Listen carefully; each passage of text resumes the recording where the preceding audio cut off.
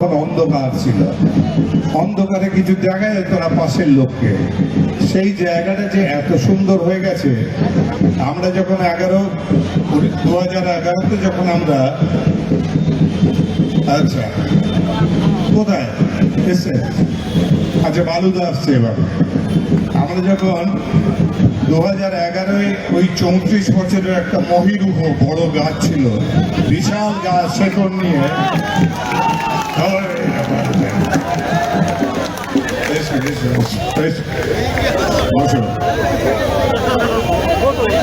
তখন সেই বহিরুহটাকে শেকড় শুদ্ধ তুলে মমতা ব্যানার্জির আহ্বানে আমরা সবাই একত্র হয়ে যখন আমরা টেনে তুলে ছুঁড়ে ফেলে দিয়েছিলাম, সেই দিন থেকে শুরু হয়েছিল মমতা বন্দ্যোপাধ্যায়ের প্রয়াস, অফুরন্ত পরিশ্রম, এই বাংলাকে কি করে সুখী করা যায়, কি করে ভালো রাখা যায় সেই প্রয়াস। তাতে আমি একজন সামান্য সৈনিক বলবো, আমি একটুখানি সহযোগিতা করেছি। আর সেটা হতে হতে সেই সময়টা পেরিয়ে চলে গেল প্রায় 15 বছর। আমি ভাবতেও পারছি না যে আমি পলিটিক্স করছি। 15 বছর ধরে পলিটিক্স করছি, যে পলিটিক্সের কিছুই জানে না।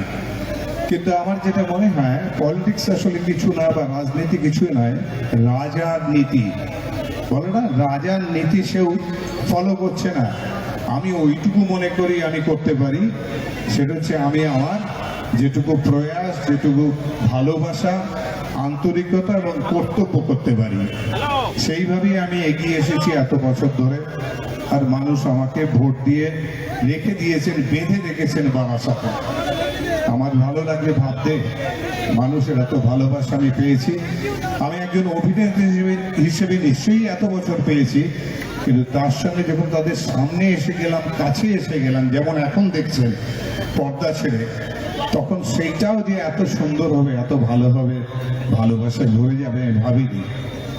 সেই জন্য আমার বারবার মনে হয় যে এদের এখানে আসি, এখানে সেই রকম অর্গানাইজেশন যে করতে পারছে, খুব ভালো অর্গানাইজ করছে, নতুন ভাবে তৈরি করছে, সেই জিনিসগুলোকে দেখতে ভালো লাগে, এই উদ্যমটাকে। তো এরা তো নবযুবক, আমরা তো অনেক পুরনো, আমরা বৃদ্ধ হয়ে গেছি।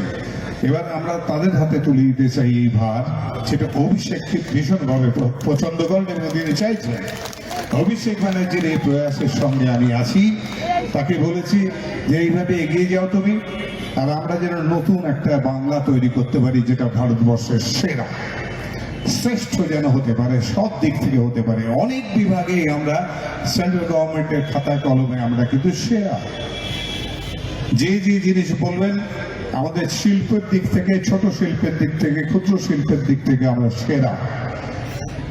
কিন্তু অনেকে মনে করে, অনেকে আমাদের দুর্নাম করে, নিন্দুকেরা, আমরা নাকি কিছুই করি না, কিছুই পারি না করতে, আমাদের এখানে নাকি কোনো ইন্ডাস্ট্রি নেই। এটা মিথ্যে কথা।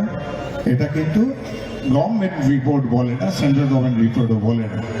কাজে আপনারা নিশ্চিন্ত থাকুন, আমরা সেইভাবেই চলবো, যেভাবে নির্দেশ দেবেন নেত্রী আমাদের, আমরা সেইভাবে এগিয়ে নিয়ে যাবেন। প্রত্যেকটা ভোট যেন আমাদের তৃণমূল কংগ্রেসের পক্ষে আসে, মাটি মানুষের সরকার তৈরি করার জন্য যেভাবে আমরা করেছিলাম, আমরা আবার সেটা করব। আমি আপনাদের সবাইকে শুভেচ্ছা জানাচ্ছি। এটা বেসিক্যালি এটা বিজয়ের জায়গা, সেই জন্যে কাঁদালে তুমি মরে ভালোবাসারি গায়ে, কাঁদালে তুমি মরে। Thank you. ভালো থাকবেন, সুস্থ থাকবেন, সুন্দর থাকবেন। আমাদের ভিডিও ভালো লাগলে লাইক ও শেয়ার করুন, কমেন্ট সেকশনে গিয়ে জানান আপনাদের মতামত। আরও ভিডিও পেতে চ্যানেলকে সাবস্ক্রাইব করুন। প্রতি মুহূর্তে খবরের আপডেট পেতে প্রেস করুন বেল আইকন।